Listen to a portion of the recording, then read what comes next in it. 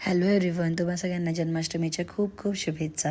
जसं की तुम्ही बघू शकता, मी आणि अवयव इथे छान रेडी झालो आहे, कारण आज आमच्या सोसायटीच्या गार्डनमध्ये आहे जन्माष्टमीचा प्रोग्राम, म्हणजे दहीहंडीचा प्रोग्राम. मला अवयवला आणखी पण छान रेडी करायचं होतं, पण तो काहीच मला सपोर्ट करत नव्हता, त्यामुळे मी त्याला एकदमच सिम्पल रेडी केलं. त्यानंतर आम्ही गार्डनला पोहोचलो आणि गार्डनला ऑलरेडी मस्त इथे डेकोर करून ठेवलं होतं.